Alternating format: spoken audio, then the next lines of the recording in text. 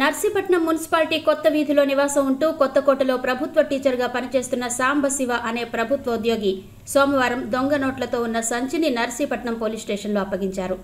సోమవారం ఉదయం టీచర్ సాంబశివ తన భార్యను ఊరు పంపించడం కోసం బైక్పై నర్సీపట్నం ఆర్టీసీ కాంప్లెక్స్కు తీసుకువచ్చారు. బస్సు ఎక్కించి తిరిగి వెళ్లే సమయానికి బైక్పై ఒక సంచి ఉంది. అందులో పాత జీన్ ప్యాంట్, ఒక షర్టుతో పాటు 2 కొత్త 500 రూపాయల నోట్ల కట్టలున్నాయి. కంగారు పడిన టీచర్ 100కు ఫోన్లో ఫిర్యాదు చేశారు. వారిచ్చిన సూచన మేరకు నర్సీపట్నం టౌన్ పోలీస్ స్టేషన్లో నోట్ల కట్టలతో ఉన్న సంచిని అప్పగించారు. ఇవి అమెజాన్ చిల్డ్రన్ బ్యాంకు నుండి రప్పించినట్టు కనిపిస్తున్నాయి. 1000 రూపాయలు అసలు నోట్లు చెల్లిస్తే 10,000 రూపాయలు 500 నోట్ల కట్టలను పంపిస్తున్నారు. ఒక్కోసారి ఈ నకిలీ 500 రూపాయల నోట్ల కట్టలకు ఆఫర్స్ కూడా పెడుతున్నారు. 250 రూపాయలు చెల్లించిన 10,000 రూపాయల నకిలీ 500 రూపాయల నోట్లు సరఫరా చేస్తున్నారు. ఒకప్పుడు మిషన్లు పెట్టి దొంగ నోట్లు ప్రింటింగ్ చేసి చలామణి చేసేవారు. ఇప్పుడు అమెజాన్ దొంగ నోట్లు చలామణి చేసే వ్యక్తులకు ఒక వరంగా మారింది.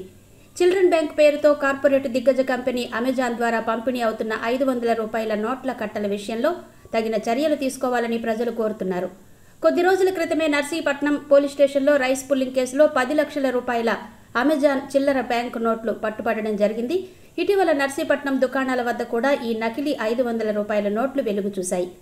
అసలు నకిలీ నోట్లకు తేడా తెలియని చిరు వ్యాపారులు ఈ 500 రూపాయల నోట్లు తీసుకుని మోసపోయిన ఘటనలు జరిగాయి.